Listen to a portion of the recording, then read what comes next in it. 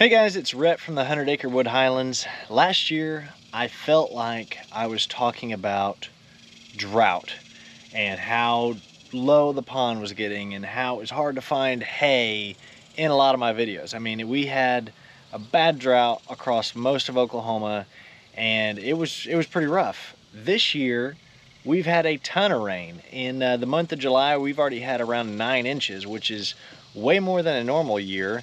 So it has been rainy, hot, and humid. The heat index in Pauls Valley, Oklahoma was like 120 something recently.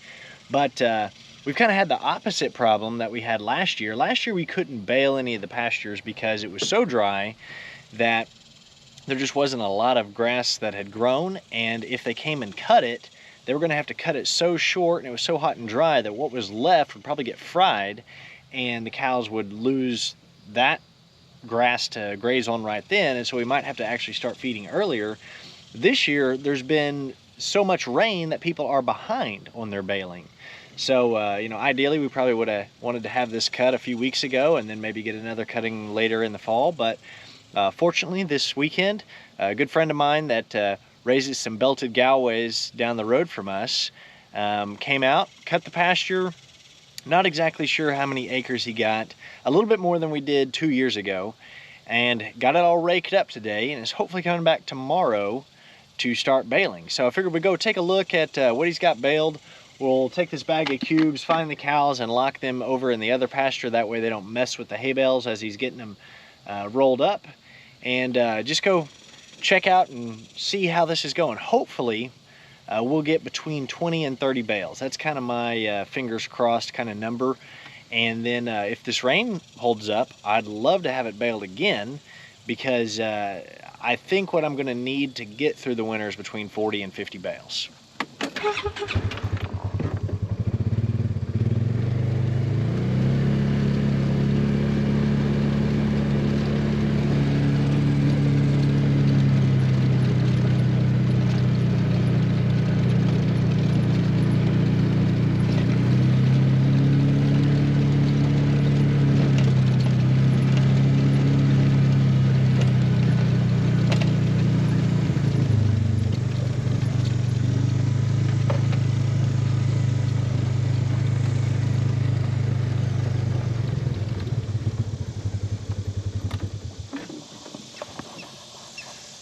Now our pastures are really probably not the highest quality hay fields. We got plenty of weeds. I believe this one's called Sericea lespedeza.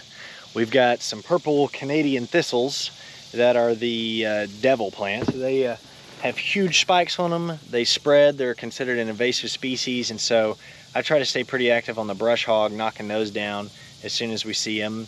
But we have grass burrs, which some people call stickers, but there is also some Bermuda grass, there's some native grasses, and so the good got baled up with the bad because we didn't spray any of our pastures this year, although I really debate about this a lot in my mind. I want to spray, but I don't know that much about spraying the chemicals. I'm afraid of getting it on the trees. I'm afraid of getting it in the water and hurting the fish. I'm afraid of spraying stuff on the pastures that the cows can't graze on, although there is a spray called Graze On that is meant for that. It's just something I don't know a lot about. I've tried to do some kind of mechanical weed control, like with those purple thistles, where we'll go out and just brush hog them down before they go to seed.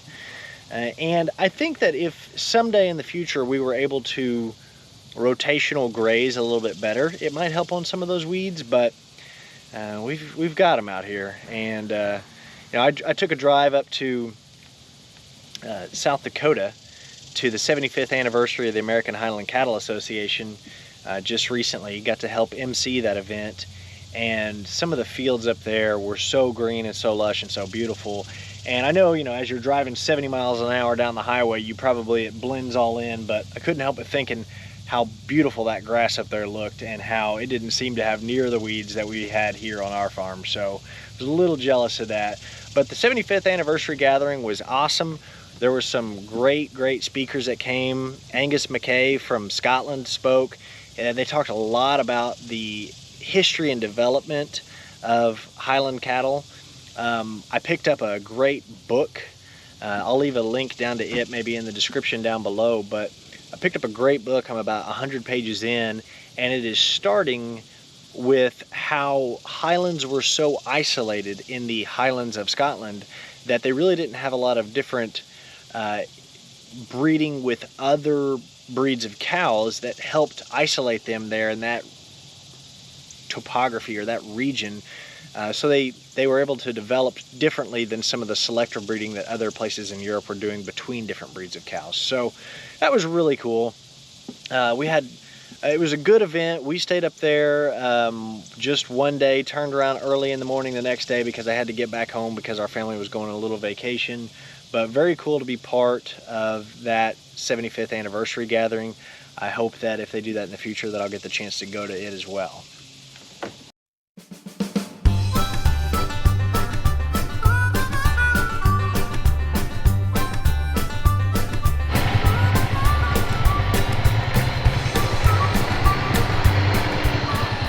So 2 years ago when we had our pasture baled, we did the biggest, flattest area here on the 100-acre portion, and then we did just a few acres up on the 18-acre side.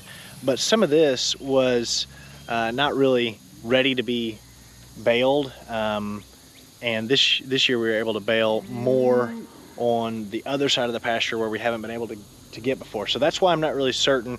Last time I think we got 24 bales. I'm hoping we'll get between 20 and 30 like I said, but here come the cows. I know if I left them here in this field, as soon as he started baling them up, they would probably go and attack those bales with their horns and just start destroying them, which don't need them for several months, so I don't want them to get tore up. So we might go take a look at these cows, get their attention, and head on into the other pasture.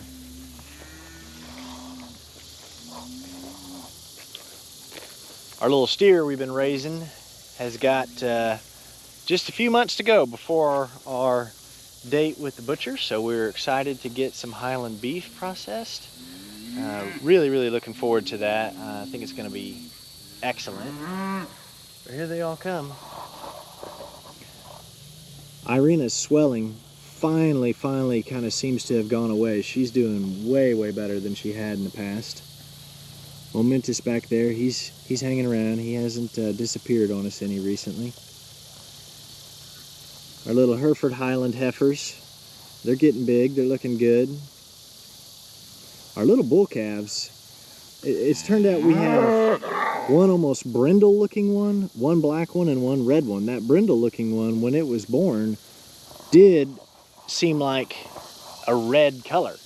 And he's just gradually gotten darker and kind of brindled looking as he's got a little older.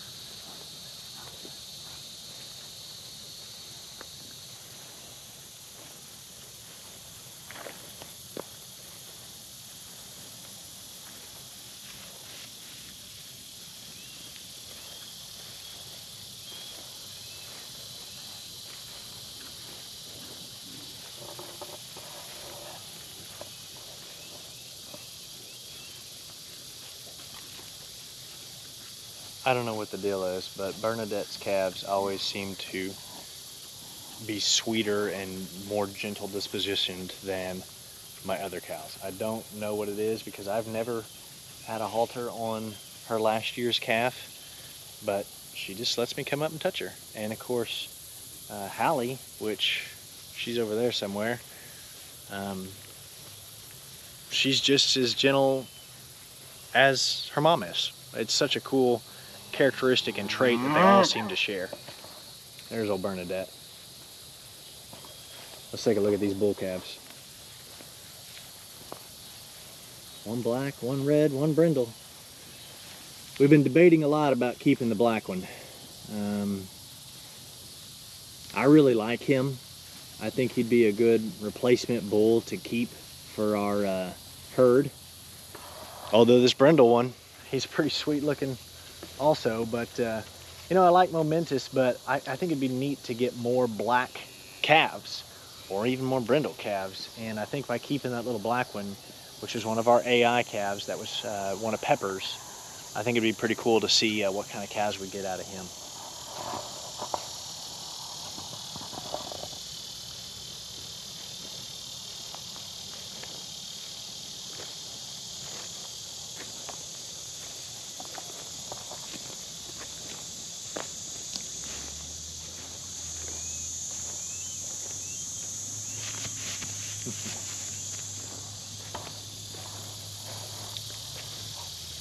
Here's Hallie. What you know, girl? Yeah, you're a sweetheart. You're a sweetheart.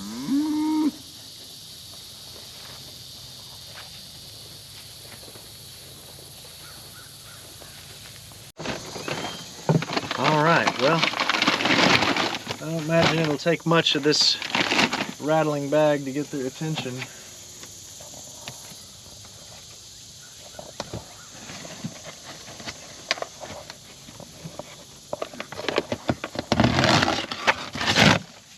Yep, they're already coming.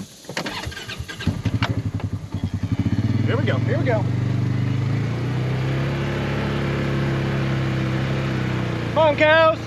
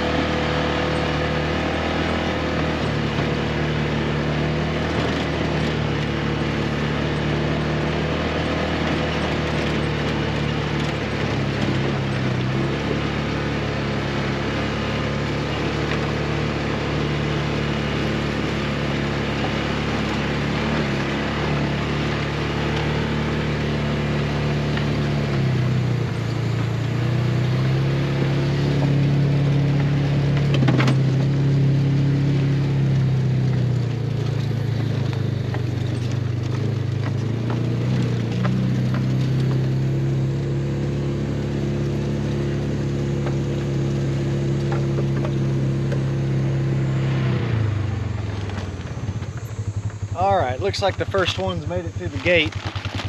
I'll start pouring out a few here.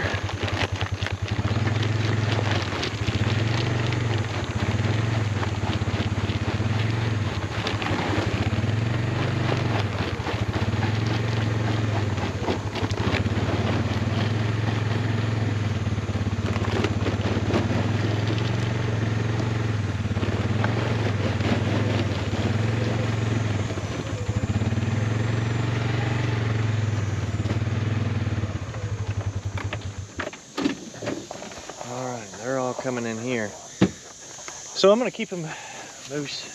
Get back.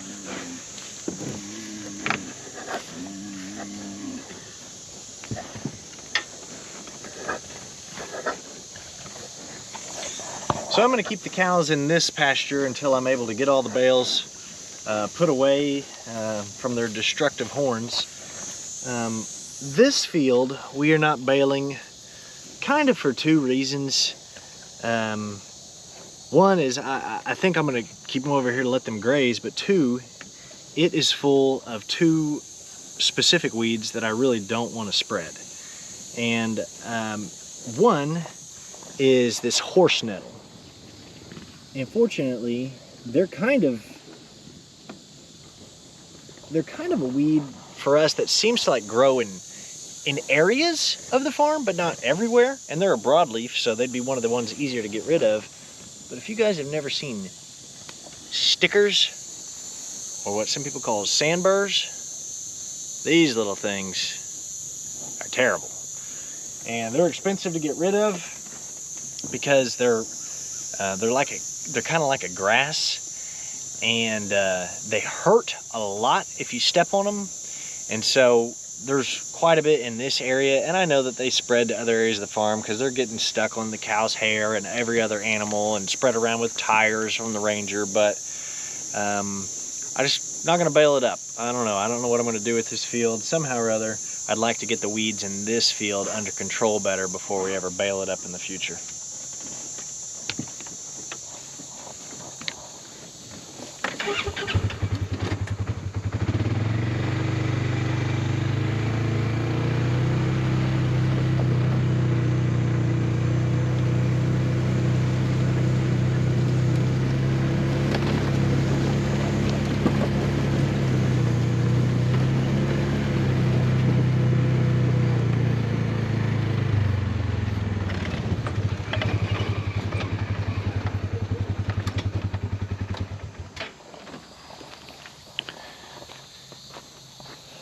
So the little pony of Lucy's has finally started hanging out with the cows.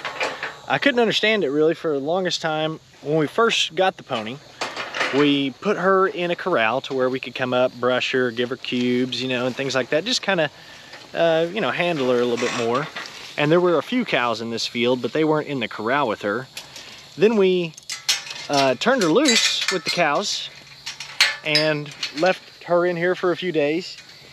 And then eventually we opened the gates to where all the cows could be together. They could go back and forth between the fields, and the cows left. I mean, they just went out the gate and went and found the rest of the cows, and the pony stayed. She had a shade tree up here on the hill that she liked to stand around, and we could come out here on the Ranger to come check her, come pet her, whatever, and we go find the cows, and there's no pony. We come up here to this shade tree, and usually she'd be hanging around with them. So I was kind of, you know, not really sure what to do about that, because I didn't want the pony to be by herself all the time. But just here in the past month or so, she has finally come around to hanging out with the cows. So I think that's good. She follows them around, grazes with them, and I think that's working out a lot better. Hey girl. Hey girl. Yeah, you're a sweetheart. It seems like the mosquitoes are out here tonight. So I'm gonna go check the other gate, make sure the cows will be stuck in here for the next few days, and then tomorrow we will come check out and see how many round bales we get off this cutting. Okay, we were able to get it cut, later on raked. They had a tractor breakdown and had to come back later on and bale it, but we were able to get 19 bales, and it never rained during that whole process, even though rain was in the forecast every day of that. 19 is a few less bales than I'd hoped for. Last time, I think we got 24 bales, but we also baled part of the 18 acres. This time we didn't bale any of the 18 acres, but we baled more of this pasture. And so down in this area, in the flattest field that we've got here, there was actually a lot fewer hay bales than I was anticipating, but I got to thinking about it a little bit. This is the area where the cows spend the most time. They come down here, get in the shade of these trees, they get in the pond and get a drink, and then they graze this area that's closest by. So actually the north end of the field that's the furthest away from the pond had a lot thicker grass than what was down here. So 19 bales gets us about half of what I think we're going to need. And so we kind of have a couple of options from here. We can buy some bales, which that may be the solution, because we could probably buy hay for a good price this year. There's not any like shortage of hay going around here. Or if we're lucky and a little bit of this rain continues, we might have some of this grass grow back to the point that we could get a second cutting later, maybe late September or something like that. So that's what I'm going to cross my fingers for. I've moved the cows all over to the 18 acres. That way they can graze on that. There's, you know, let them eat that down and let this pasture have a little bit of time to grow and recover. And then maybe we'll get this baled again, because getting it baled is way more economical than buying it, especially last year. Last year, the hay that we bought came from about 3 hours away. And by the time we bought it, and prices were a lot higher because of the shortage, and had it shipped down here, it cost about $100 a bale.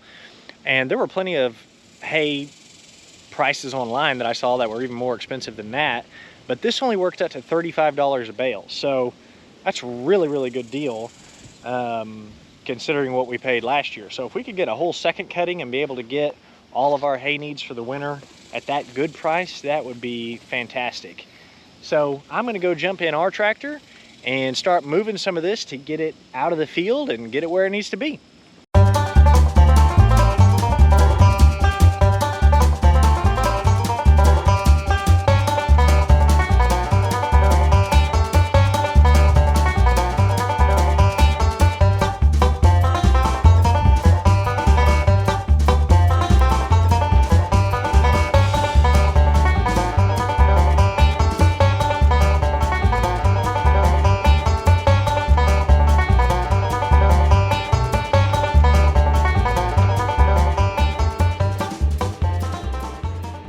Big thank you to Tim from Indian Rose Ranch. If you've never seen a belted Galway before, go check them out on Facebook. They've got some really cool cows. Excited to have some of this hay ready to put it up in the barn and get it prepared for winter. Hopefully we'll get another cutting later on. But if this is your first time finding our channel, please subscribe. You can find us on Facebook and Instagram by searching 100 Acre Wood Highlands. Thanks for watching. We'll see you on the next video.